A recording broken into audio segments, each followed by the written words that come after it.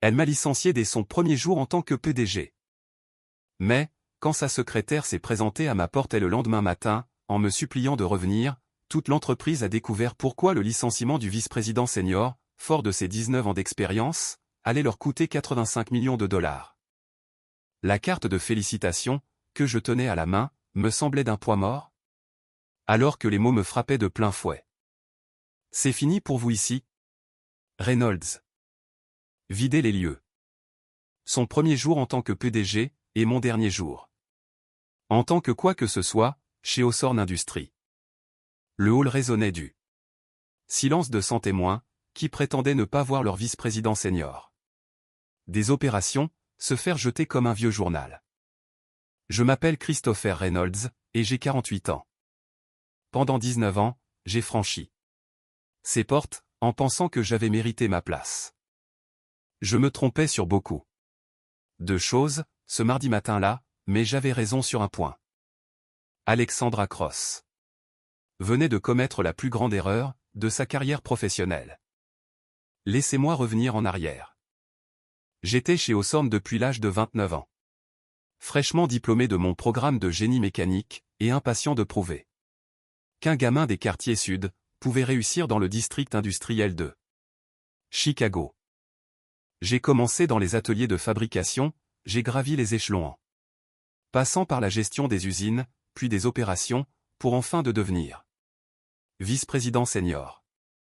Je connaissais chaque boulon, chaque processus, et chaque relation qui permettait à nos 3200 employés de travailler, et à nos clients d'être satisfaits.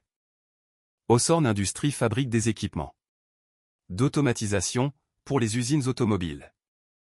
Rien de prestigieux, mais c'est essentiel. Quand Ford ou GM ont besoin que leur ligne d'assemblage fonctionne sans accroc, ils nous appellent. Nous faisons cela depuis 60 ans, et j'avais fait partie de cet héritage, pendant ces 19 dernières années. Ce mardi-là avait commencé assez normalement. 7h30. Café noir.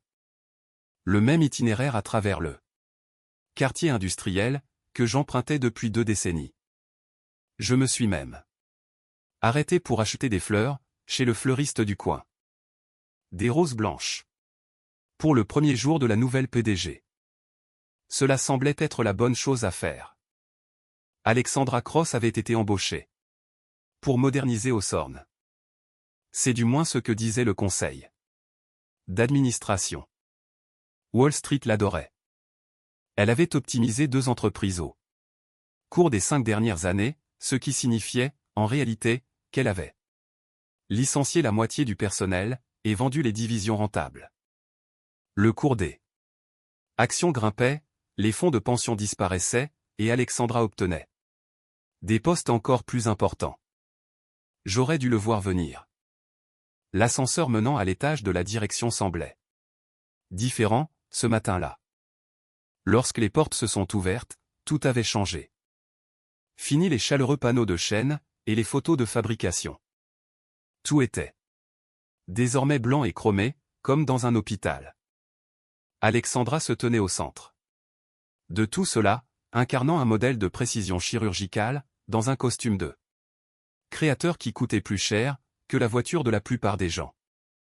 Elle était accompagnée de ses propres collaborateurs, des visages que je ne reconnaissais pas, des silhouettes qui se déplaçaient comme des prédateurs. La vieille garde, elle, n'était nulle part en vue. Je me suis approché, avec mes fleurs, et mon sourire professionnel. Madame Cross, je suis Chris Reynolds, vice-président senior des opérations. Bienvenue chez Hawthorne Industries. Elle a regardé ma main, comme si elle était contaminée. Puis, ses yeux ont croisé les miens, et j'ai vu mon destin s'y dessiner, avant même qu'elle n'ouvre la bouche. Reynolds. Elle a prononcé mon nom comme si elle le lisait sur une liste de licenciements, ce qui, je l'apprendrai plus tard, était bien le cas. Timing parfait. Tout l'étage était devenu silencieux. Derrière chaque cloison de bureau, des têtes s'étaient levées pour regarder. Ces assistants souriaient d'un air narquois, derrière leur tablette. J'ai passé en revue la structure organisationnelle, a-t-elle poursuivi, d'une voix assez haute pour que tout le monde l'entende, afin d'identifier les doublons. Les embauches historiques qui se sont installées dans le confort. Les personnes qui représentent l'ancienne façon de faire les choses. J'ai gardé mon sourire figé. 19 ans dans le monde des affaires américain, vous apprennent à sourire pendant que Rome brûle.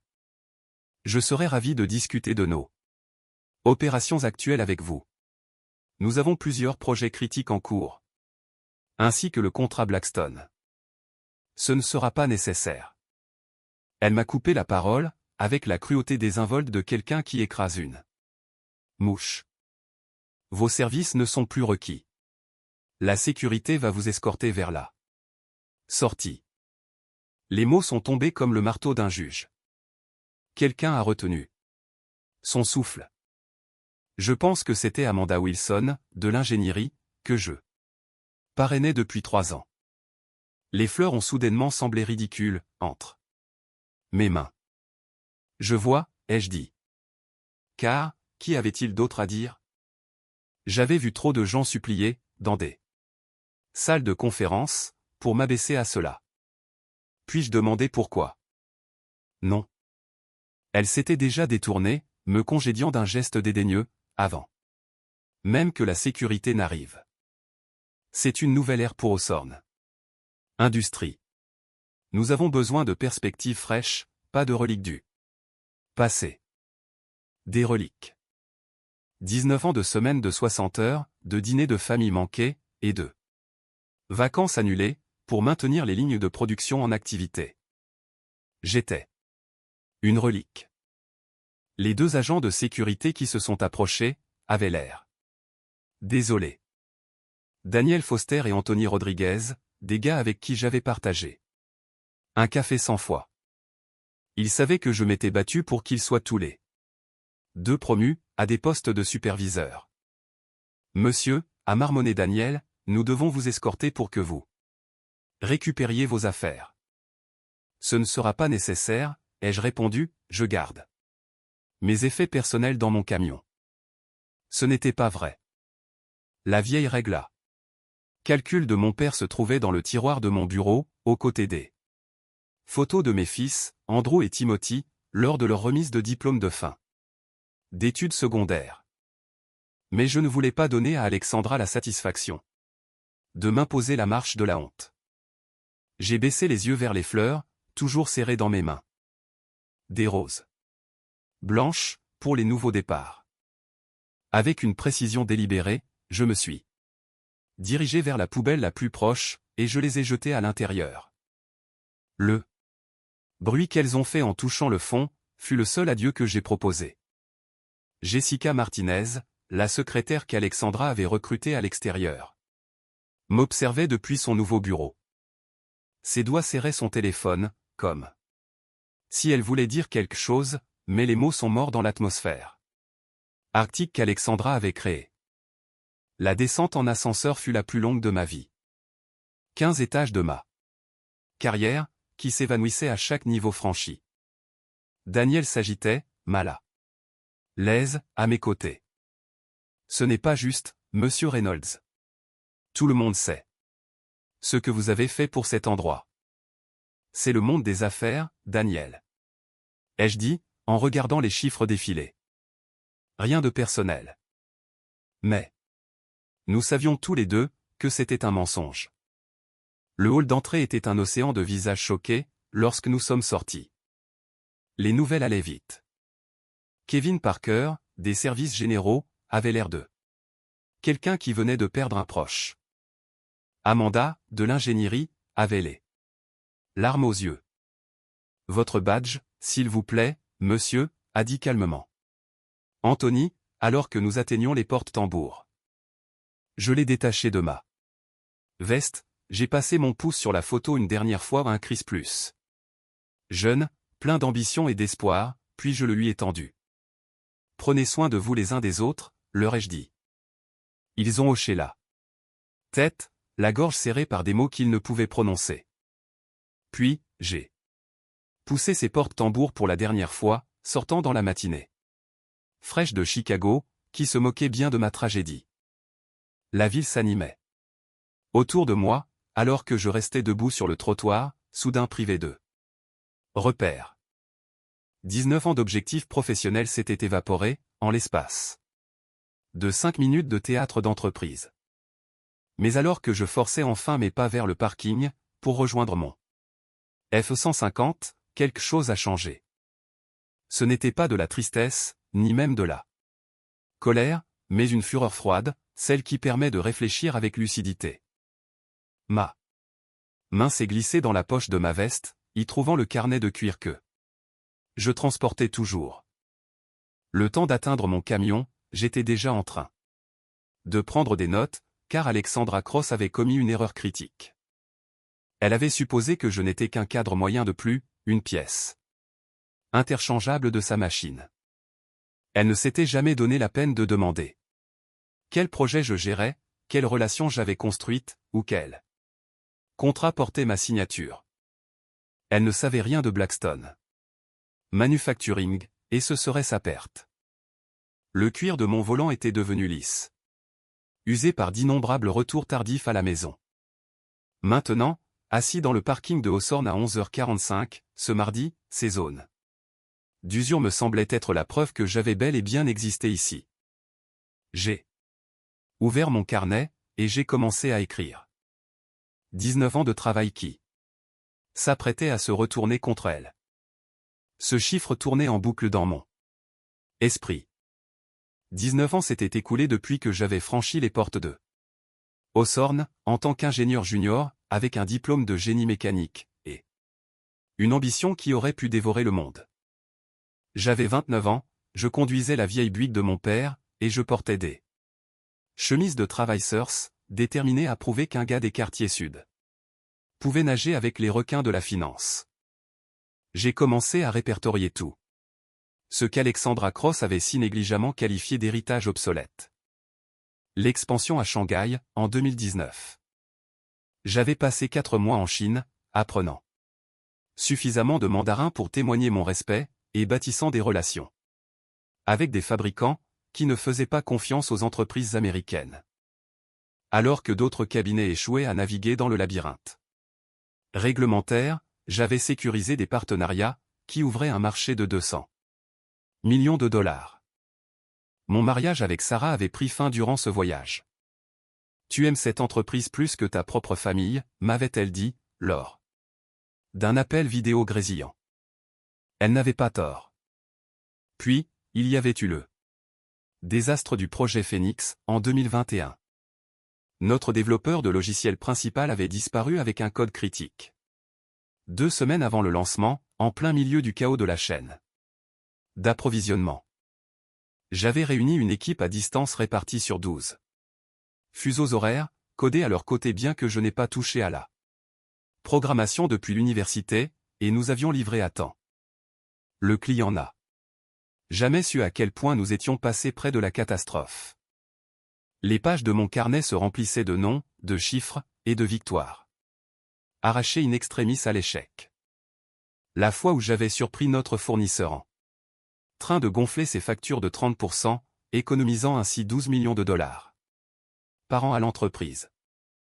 Le partenariat avec Industrial Solutions Corporation, que tout le monde disait impossible. Il ne travaille pas avec des entreprises du Midwest, m'avait prévenu le conseil d'administration.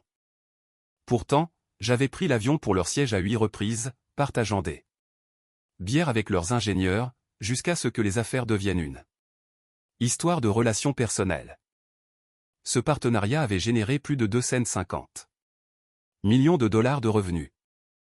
Mon téléphone a vibré. Un SMS de Kevin Parker. Je ne peux pas croire ce qui s'est passé.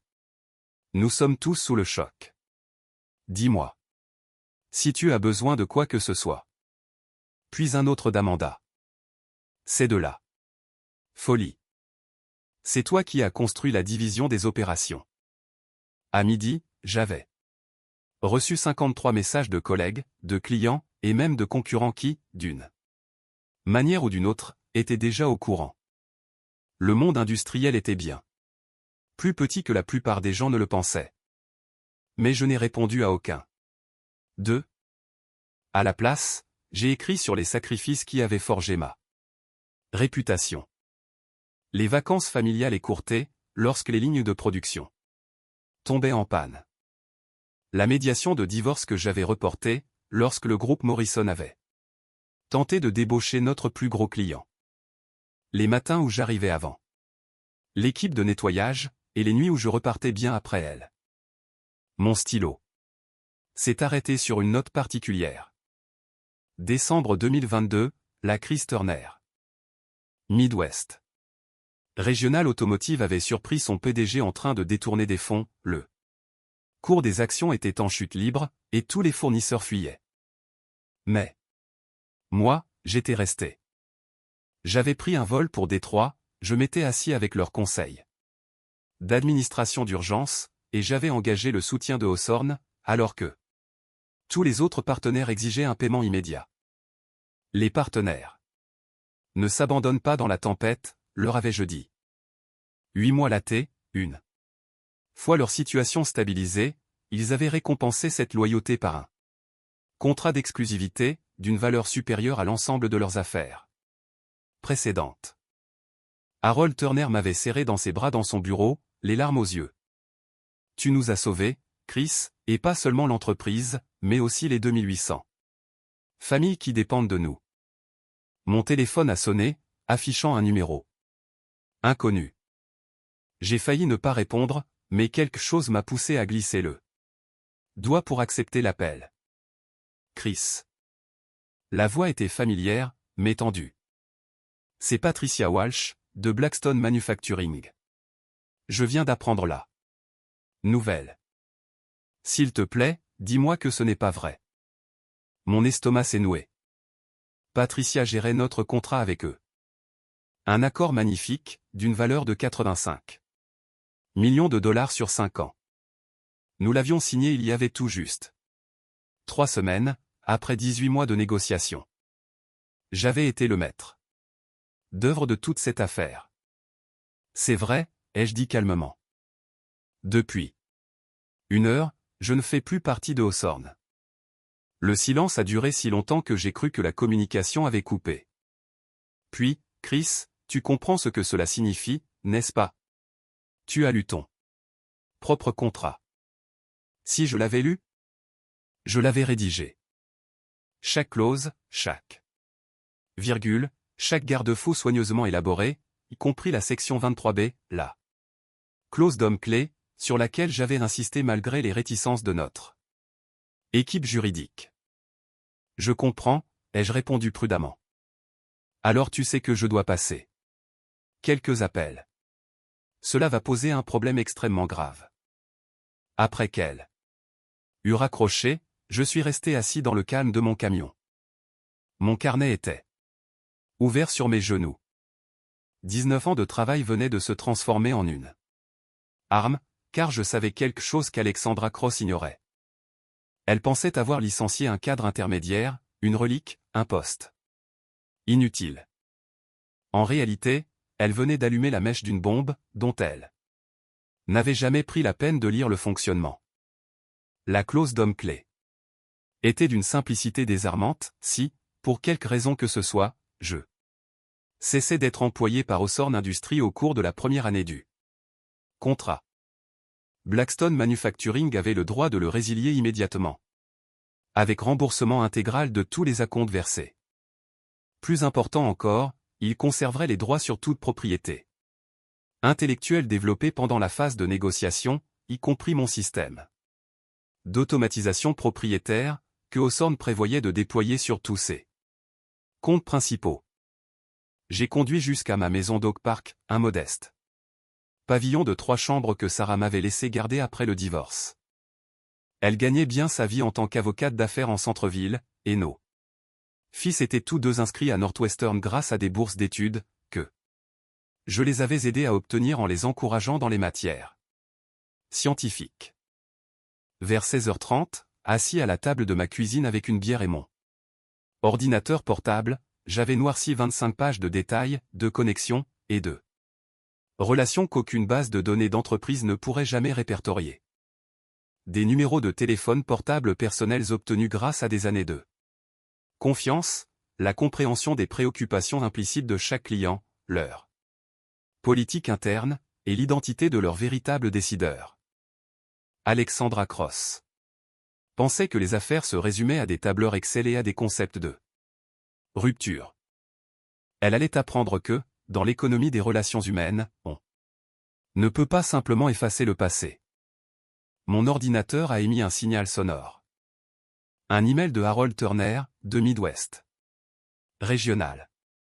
L'objet m'a fait sourire. Que diable se passe-t-il chez vous, Chris? Son message disait, je viens d'apprendre la nouvelle par un membre de mon conseil d'administration, qui joue au golf avec un cadre de chez Hawthorne. S'il te plaît, dis-moi qu'il s'agit d'un malentendu. De plus, es-tu conscient de ce que cela pourrait signifier pour nos contrats d'approvisionnement? Je ne lui ai pas répondu par email. Pas encore. Harold allait ajouter sa voix au cœur qui, sans aucun doute, était en train de se former dans le district industriel de Chicago. Laissons-les parler. Laissons-les mesurer la portée de la situation. À la place, j'ai ouvert un nouveau document. Et j'ai commencé à rédiger une chronologie détaillée de l'accord Blackstone. Du premier contact à la signature finale, j'ai recensé chaque réunion, chaque révision, et chaque décision stratégique qui avait façonné ce partenariat. Mon partenariat, construit sur mes relations, ma réputation, mes nuits tardives, et mes matins précoces. Mon téléphone a sonné à 18h15. Encore un numéro inconnu. Cette fois, j'ai immédiatement reconnu la voix de Jessica Martinez. Monsieur Reynolds, je suis désolé de vous déranger, mais savez-vous que Blackstone Manufacturing a programmé un conseil d'administration d'urgence pour demain matin? J'ai gardé un ton neutre. Je ne suis plus un employé, Jessica. Je ne suis pas censé être au courant des réunions des clients. Mais vous comprenez bien de quoi il s'agit. Sa voix est devenue plus basse. Le service juridique est en panique totale. Ils viennent tout juste de réaliser les implications du contrat. Je suis sûr que l'excellente équipe juridique de Hawthorne gérera tous les problèmes qui surviendront. Madame Cross souhaite savoir si vous accepteriez de la rencontrer demain, afin de discuter des modalités de transition. Des modalités de transition? Comme si 19 ans de relations humaines pouvaient être transmis comme une simple boîte d'archives. Je crains de ne pas être disponible demain, ai-je dit, ni le jour suivant. J'examine actuellement mes options. Monsieur Reynolds, s'il vous plaît. Vous ne comprenez pas. Si Blackstone se retire, ce n'est pas seulement une perte de revenus. Ils emporteront notre système, nos protocoles d'automatisation, absolument tout. Et le bruit court. Qu'ils pourraient convaincre Turner de faire de même. Industrial Solutions pose aussi des questions. Les dominos tombaient déjà, plus vite encore que je ne l'avais anticipé. Cela ressemble à un problème que Madame Cross devra régler, ai-je déclaré. Après tout, je ne suis qu'une relique du passé. Je suis certain que ça. Perspective fraîche saura trouver une solution. J'ai passé la soirée à téléphoner à mes fils. Andrew, 22 ans, terminait sa dernière année de génie électrique. Timothy, 20 ans, étudiait le génie mécanique, comme son père. Tous deux ont compris que chose n'allait pas, lorsque je les ai appelés un mardi soir. Tout va bien, papa, a demandé Andrew. J'ai juste eu une journée de travail intéressante, ai-je répondu. Comment se passent vos cours? Nous avons discuté pendant 1 heure de leurs études, de leurs projets, et de leur avenir. Je n'ai pas mentionné que leur avenir pourrait être différent, selon la tournure que prendraient les prochains jours. Sarah et moi avions partagé les frais d'université, mais ma part provenait des options d'achat d'actions de Hawthorne et de primes qui risquaient de s'évaporer, si l'entreprise s'effondrait. Mais ce n'était pas leur problème. C'était celui d'Alexandra Cross. Le mercredi matin m'a frappé comme un train de marchandises. Mon téléphone a commencé à exploser dès 8h05. Le premier appel provenait de Mark Stevens, le directeur juridique de Hawthorne. Je l'ai laissé passer sur messagerie. Le deuxième venait d'une personne des ressources humaines, puis de la comptabilité, suivi d'un numéro que je ne reconnaissais pas, doté d'un poste de Hawthorne. À 8h20, j'avais accumulé 15 appels manqués et 31 SMS, chacun plus paniqué que le précédent. Le SMS de Jessica était le plus révélateur, urgence. Blackstone a invoqué la clause. Le service juridique affirme que vous êtes le seul à pouvoir régler cela. Cross est folle de rage. S'il vous plaît, appelez dès que possible. Puis, celui de Patricia Walsh, le conseil d'administration a voté à l'unanimité. Contrat suspendu, en attendant la résolution de la clause d'homme clé. Nous sommes prêts à avancer avec le groupe Morrison, à moins que Hawthorne ne trouve une solution sous 48 heures. Le groupe Morrison, notre plus grand concurrent, qui tournait autour de Blackstone depuis des années. Patricia jouait carte sur table, et elle venait de dévoiler son jeu. On a sonné à ma porte à 8h45. À travers la caméra de sécurité, j'ai aperçu Jessica Martinez debout sur mon porche, toujours impeccable malgré l'heure matinale, serrant un dossier en cuir comme s'il s'agissait d'une bouée de sauvetage. J'ai pris le temps de finir mon café, avant d'aller ouvrir. Monsieur Reynolds. A-t-elle commencé avant même que j'aie complètement ouvert la porte, merci de me recevoir. Je n'ai pas accepté de vous recevoir, ai-je interrompu calmement. Vous êtes chez moi, sans y avoir été invité. Son sang-froid s'est brisé. Je suis désolé, mais cela ne pouvait pas attendre. Madame Cross m'envoie pour vous proposer une réintégration immédiate. Rétablissement complet dans vos fonctions, excuses formelles, et une augmentation de salaire de 25%. Je me suis écarté, l'invitant d'un geste à entrer. Elle m'a suivi jusqu'à la cuisine, ses talons au claquant sur le parquet. Jessica, ai-je dit, laissez-moi vous expliquer quelque chose. Hier matin, j'ai été humilié publiquement, devant tous mes collègues. 19 ans de service balayé d'un revers de main, sous prétexte de doublon. Aujourd'hui, en raison d'une clause contractuelle que Madame Cross n'a même pas pris la peine de lire, je redeviens soudainement précieux. Ce n'est pas ainsi que les choses fonctionnent. Qu'est-ce que vous voulez, a-t-elle demandé. Avec désespoir. Je me suis approché de la fenêtre, observant le soleil du matin qui colorait dehors mon petit jardin. Qu'est-ce que je voulais? Hier, je voulais me venger. Aujourd'hui, debout dans ma cuisine, sans aucune urgence pour me presser. J'aspirais à quelque chose de plus complexe. Je veux que Madame Cross comprenne ce qu'elle a failli détruire, ai-je fini par dire. Pas seulement un contrat, ou un flux de revenus, mais tout un réseau de confiance, qu'il a fallu des années pour bâtir. Je veux qu'elle vienne elle-même ici, et je veux que mon éventuel retour se fasse à mes conditions. Jessica a fouillé fébrilement dans son dossier. Elle avait anticipé que vous pourriez dire cela. Elle est prête à accepter toute demande raisonnable. Mon téléphone a sonné. C'était Harold Turner.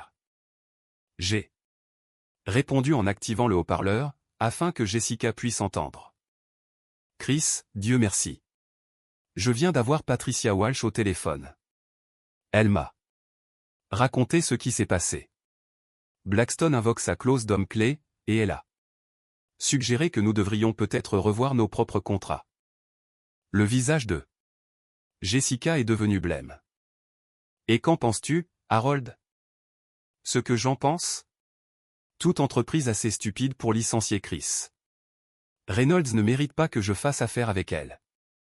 Nous organisons un conseil d'administration demain, pour examiner nos options. Si tu es libre sur le marché, Chris, prépare-toi à une guerre des enchères. Les dominos tombaient.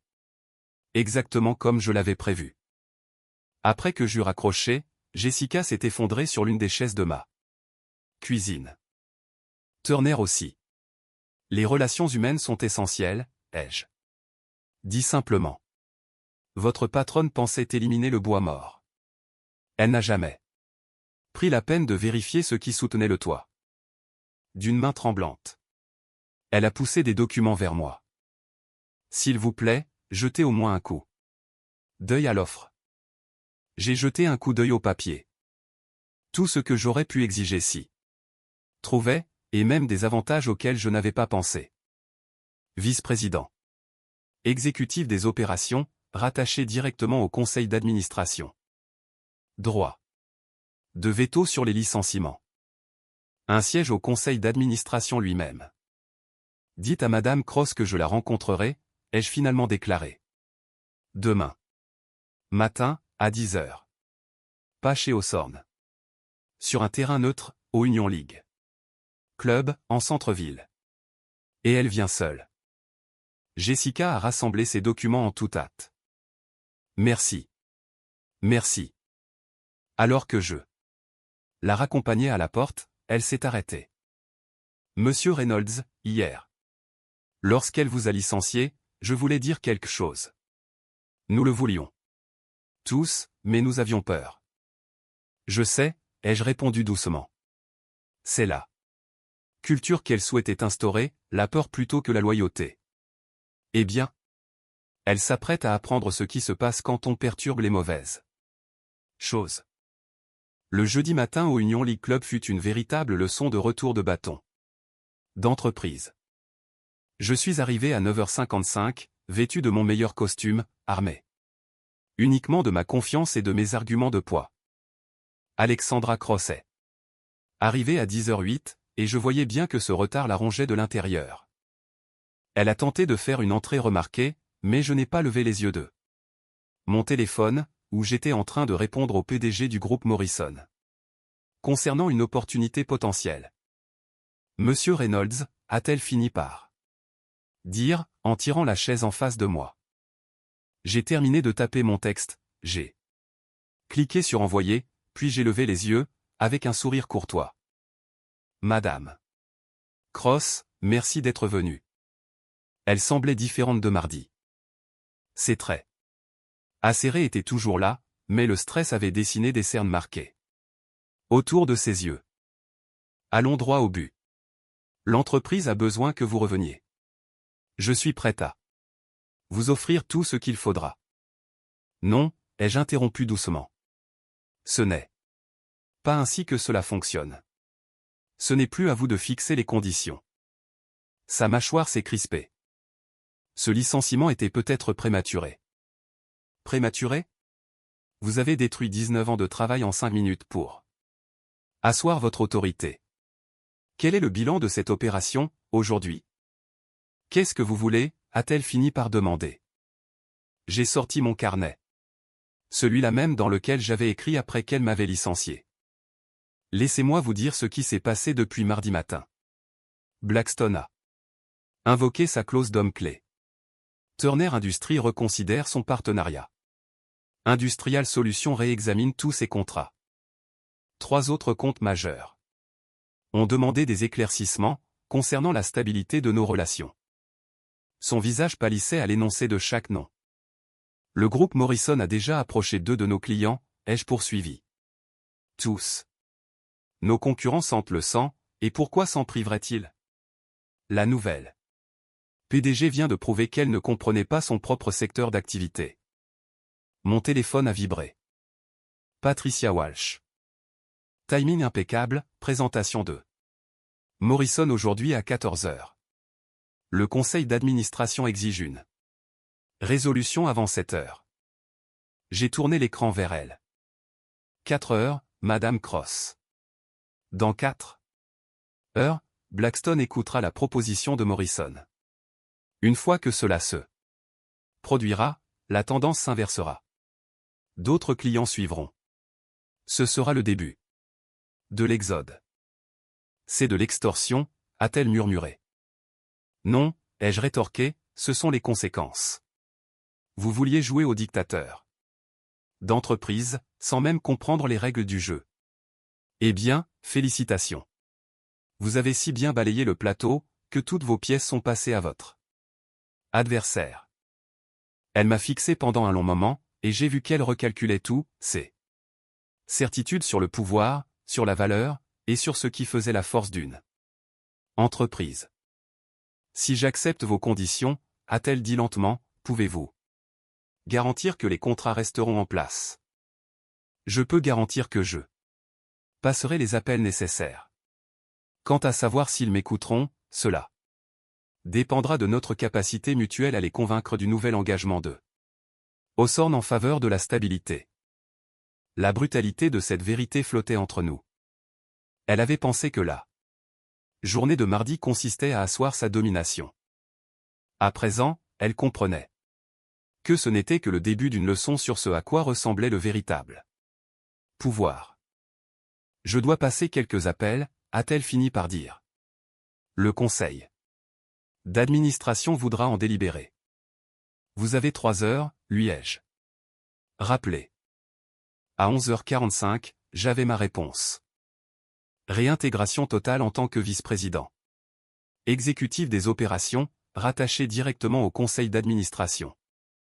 Droit de veto sur tout licenciement au sein des opérations et, plus important encore, une reconnaissance publique que mon renvoi avait été une erreur de jugement.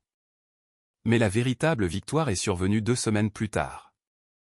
Au cours de l'enquête menée pour comprendre comment la crise s'était propagée si rapidement, on a découvert qu'Alexandra avait été en contact avec le groupe Morrison, avant même d'être embauchée. Elle avait planifié de vider Hawthorne de ses relations clients clés, afin d'en livrer les morceaux à notre concurrent, en échange d'un poste dans leur nouveau bureau de Chicago. Le conseil d'administration l'a licencié sur le champ, et m'a proposé, à l'unanimité, le poste de PDG. J'ai accepté, mais sous certaines conditions. Fini de recruter des PDG comme si l'on achetait des voitures de luxe, tout en apparence, mais sans aucune idée de ce qui se trouve sous le capot. Désormais, nous formerions nos dirigeants en interne. Des personnes qui comprenaient notre culture, nos clients, et nos valeurs. 6 mois plus tard, je me tenais dans ce même hall d'entrée où Alexandra Cross avait mis fin à ma carrière. Cette fois, je ne portais pas de fleurs, et je n'affichais pas une assurance trompeuse. J'étais là pour accueillir notre tout nouveau client partenaire, une entreprise du classement Fortune 500, qui nous avait préféré à 3 de nos plus grands concurrents. Toutes les entreprises promettent de l'innovation et des ruptures technologiques, m'a confié leur PDG alors que nous nous dirigions vers les ascenseurs, mais seul Hawthorne a parlé de confiance et de longévité. Dans cette économie, nous avons besoin de partenaires qui répondent présents lorsque le vernis de la nouveauté s'écaille. L'étage de la direction avait été métamorphosé. Fini les murs blancs stériles et les éléments chromés. À leur place, on trouvait des bois chaleureux, et des espaces collaboratifs. Des photos de notre héritage manufacturier ornaient désormais les couloirs, rappelant à tous ceux qui passaient par là que nous fabriquions des objets réels, qui avaient de l'importance. Mon téléphone a vibré, affichant un SMS de mon fils Andrew, désormais diplômé et ingénieur chez Ford. J'ai vu l'article sur Hawthorne dans Industry Week. Papa, c'est vraiment classe de voir ta photo à côté de celle du PDG redresseur de l'année. Timothy te félicite aussi. J'ai souri, en glissant le téléphone dans ma poche. L'article était agréable à lire, mais la véritable satisfaction était plus simple. Nous avions sauvé 3200 emplois, préservé la sécurité des familles, et prouvé que, parfois, l'expérience l'emporte sur l'arrogance. Alexandra Cross avait voulu effacer le passé. À la place, elle avait appris que, dans le monde des affaires, le passé ne s'évanouit pas, il bâtit des fondations. Et certaines fondations sont bien trop solides pour être ébranlées, peu importe l'ardeur que l'on met à vouloir les démolir. La relique était devenue la pierre angulaire, et Hawthorne Industries n'en était que plus forte.